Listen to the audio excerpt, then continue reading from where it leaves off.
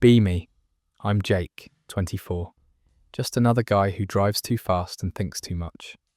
My best friend Alex is the guy who drags me to random road trips that I never really wanted to take. But that's the thing about friends. Sometimes you just go with it. We're on our way to visit Mike, a buddy from college, in a town a few states over. Long drive, endless highway, the kind of trip where you zone out and let your mind wander. We stop at a little roadside cafe, the kind that smells like burnt coffee and greasy food. Not exactly the place you'd expect to see anything interesting. But then I saw her, Kate.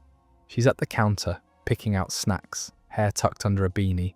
She's the kind of girl who doesn't need to try, but she's effortlessly beautiful. I was standing by the drink machine when she accidentally knocked over a shelf. Soda cans went tumbling down like a mini avalanche. I wasn't fast enough to stop the cans, but I was fast enough to grab the last one before it hit the floor. She looked up, eyes wide for a second, and then locked with mine.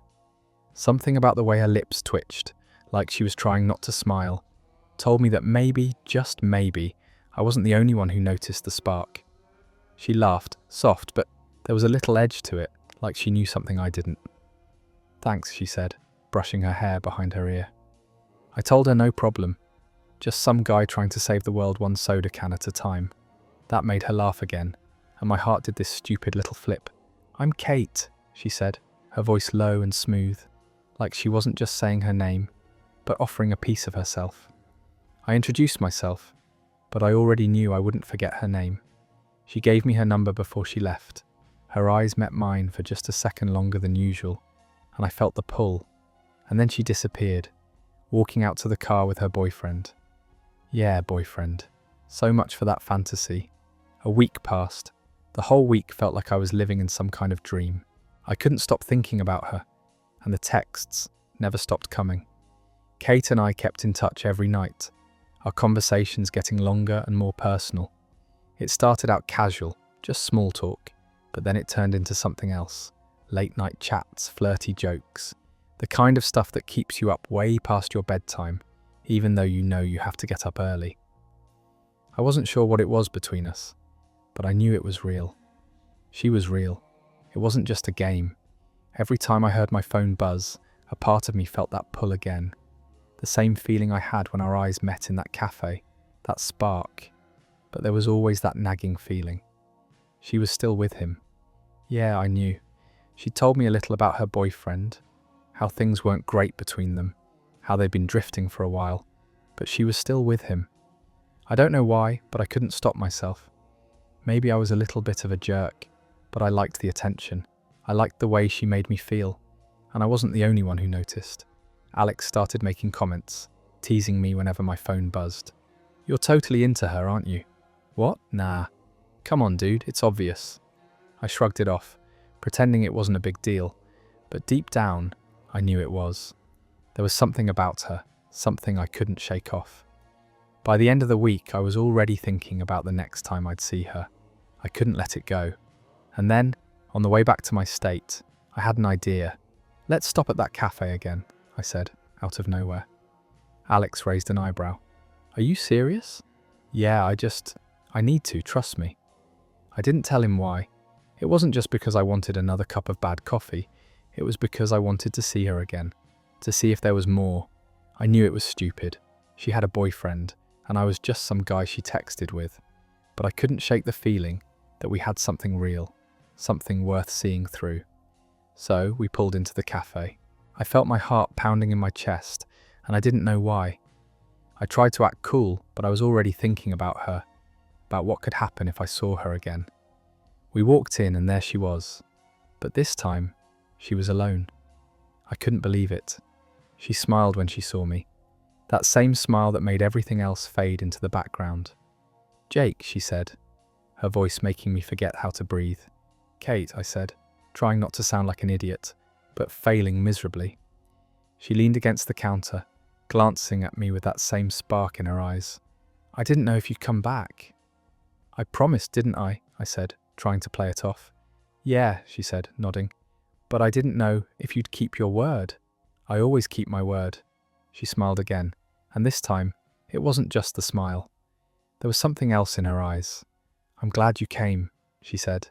And just like that, we were standing there, the whole world melting away again. Just the two of us. I wasn't sure where this was going, but I knew it wasn't going to end here. We talked for a little while, catching up. It was easy, effortless, like no time had passed since our last meeting. But then she surprised me. "I know this is probably crazy, but..." She trailed off, biting her lip as if debating something. I raised an eyebrow, waiting for her to finish. I broke up with him," she said quietly. I froze, unsure if I heard her right. "What?"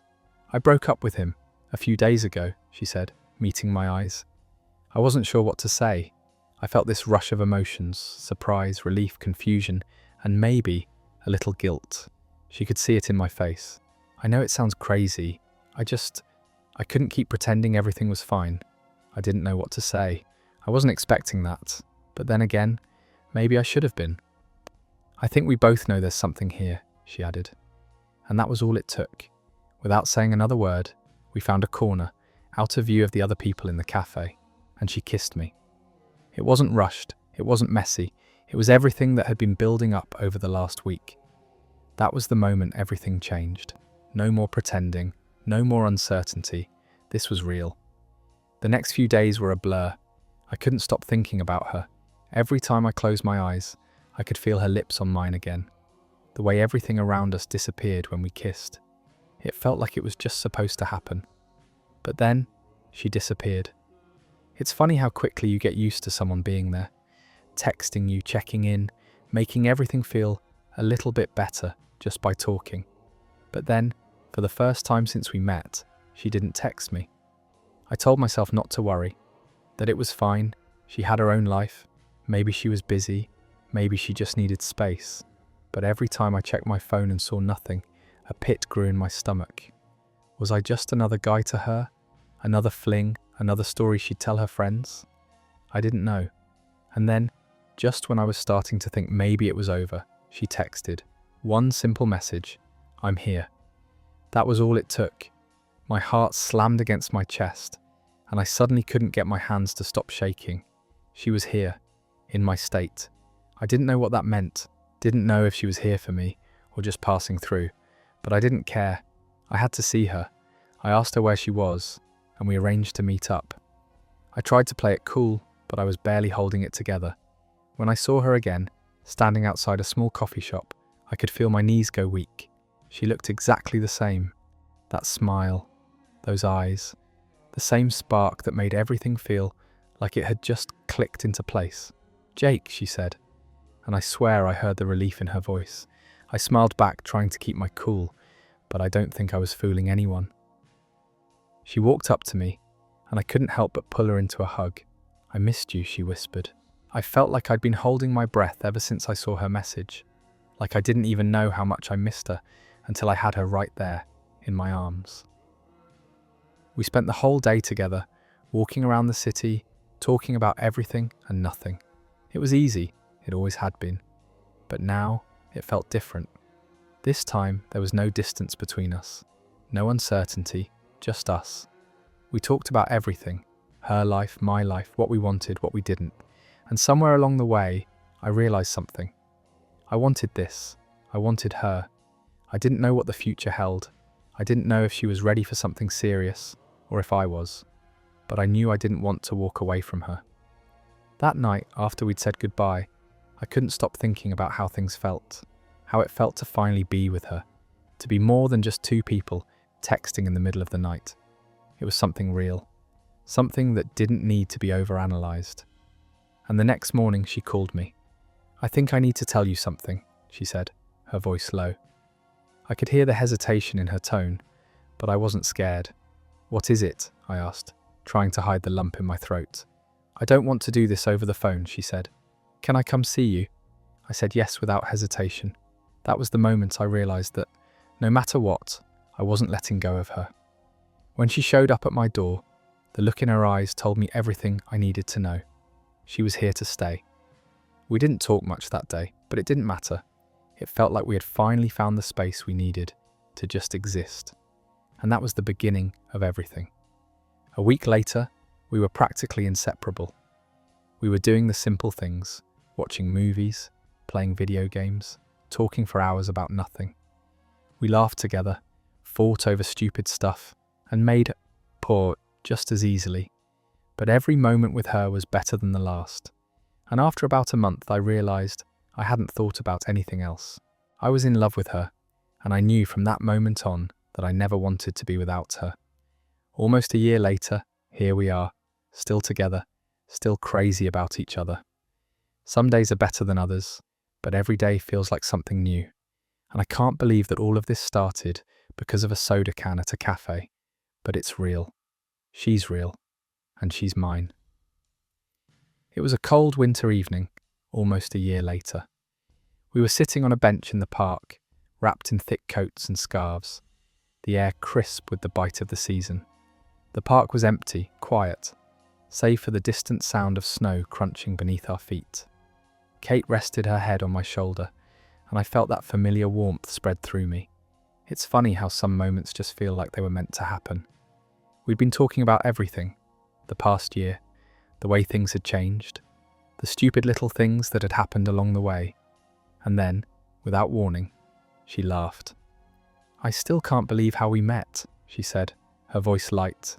I grinned, thinking back to that day in the cafe, the soda cans, the way she looked at me, and how everything just seemed to fall into place. "I still don't know if I should thank that soda machine or curse it," I said, laughing with her. "Definitely thank it," she replied, her eyes sparkling. "Otherwise, we might have just walked past each other and never spoken." I nodded, but my thoughts were somewhere else. "I'm glad I didn't just let it go," I said quietly. Kate turned her head to look at me, and there was something in her eyes that made my heart race. "Me too," she whispered. For a few seconds we just sat there, the world quiet around us, feeling like time had slowed down. Then I leaned in and kissed her, softly at first, but then deeper as everything else faded away. The cold air didn't matter. The snow, the night, it was all just background noise. It was just us, as it always had been. And as we pulled away, she smiled that smile, the one that still made my heart skip a beat. "You know, I think this is my favourite spot in the world," she said. I smiled back. "Mine too." And in that moment, I knew that whatever came next, we'd face it together.